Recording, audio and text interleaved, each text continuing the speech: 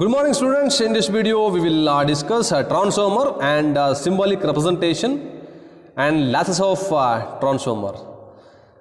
You may ask question, I think you might have studied already in the 10th standard as well as 12th standard. Transformer is having two parts, main parts. One is core, another one is winding.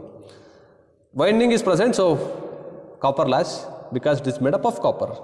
And core is made up of iron, so iron loss. Or core loss also you can say.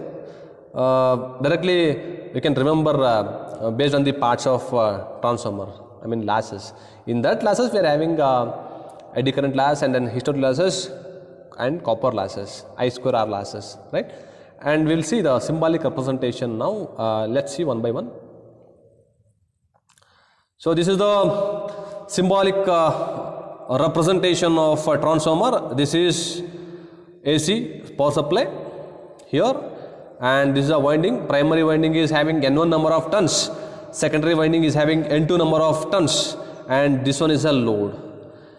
And again the principle is mutual induction. Supply is given to the primary side, induces EMF in the secondary side due to mutual flux linkage from primary to secondary, right? Equation also I have given, right? There is a V1 is a supply voltage. Due to voltage, current will flow through the winding, and I1 produces a flux phi1. Due to phi1 induces EMF E1. Due to the mutual interaction between phi1 and phi2, there is a maximum flux phi m. Due to that phi2, E2 will induce, and due to that E2, the output voltage is V2. That is the induced voltage. So this is a symbolic representation. This is primary and then this is secondary. Okay, don't confuse. Just I'll draw here like this. This is a transformer and then this is a transformer secondary side. So just like a symbolic representation. This is a core. Okay, whatever they mentioned, right? Two lines. That is core. In your examination, if you left these two lines, definitely they will not give mark because the two lines indicates transformer core.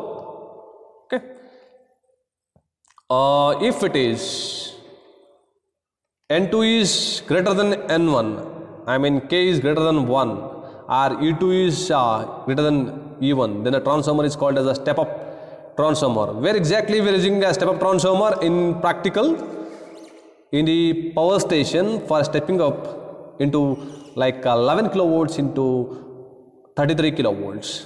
And if it is N2 is less than N1, K is less than 1,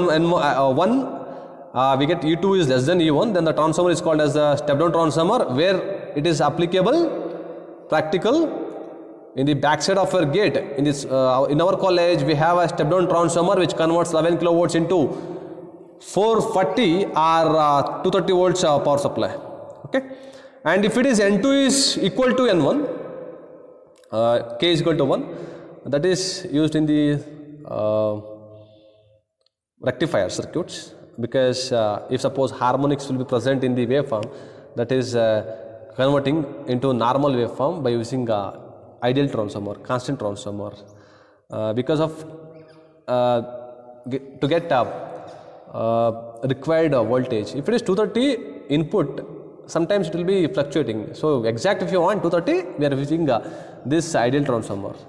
In the rectifier circuit we are having, I mean in the inverter also we are having this type of transformers. Okay, this is the concept of turns ratio. N2 by N1 is equal to E2 by E1 is equal to V2 by V1 is equal to I1 by I2 is equal to K. That is transformer ratio.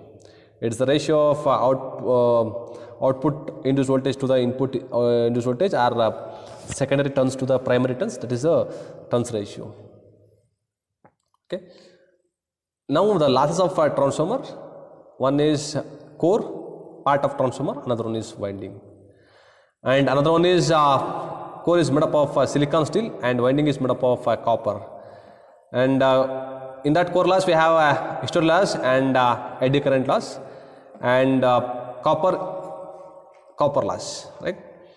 And you can say here hysteresis loss and eddy current loss, this one concept, like how do we get hysteresis losses and eddy current losses? Eddy current, if you supply is given to the windings, what happens? Small amount of current is flowing through that core, right? If suppose flux is reversal, when flux is flowing through this that core, definitely some small amount of current is flowing, that is eddy current. Like this, there is a lamination to avoiding the lashes, okay, I mean to avoiding eddy current. That's why the thickness will be very small, around 0.2 to 0.5 mm thickness.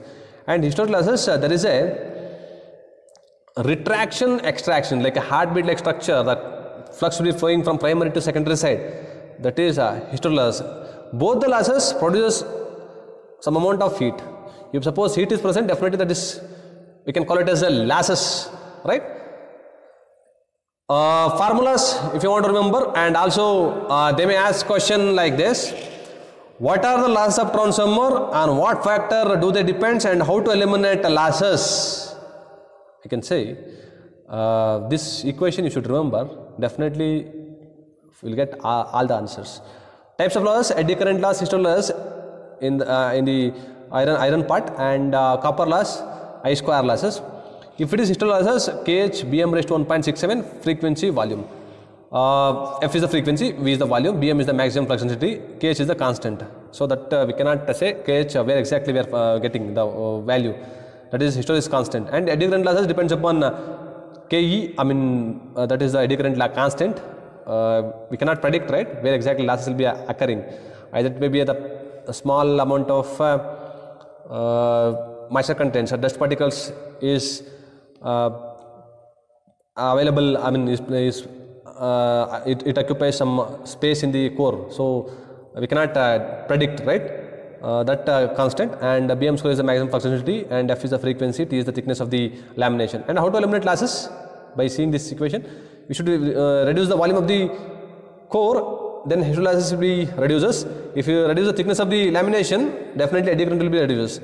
And copper loss, I square lashes, current is flowing through that conductor, it is in terms of I square, in the winding heat is produced, right? So that's why it is called as I square lashes. And how to eliminate lashes, I mean copper loss, by reducing the copper resistance value and by reducing the current. And also lamination must be done, and varnish painting must be done for the core, and insulation must be done properly, and ISO certified or standard copper we have to use. And also how to eliminate lashes, in the sense high grade silicon steel we need to use instead of using normal iron. That is a elimination of lashes and all. Okay, thank you. Next module will discuss loads and efficiency and condition for maximum efficiency of transformer. Thank you.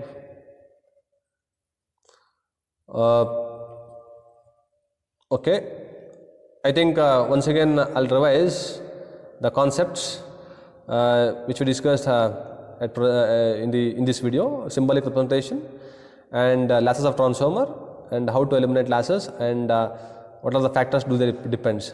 Very important concept. Okay, thank you so much.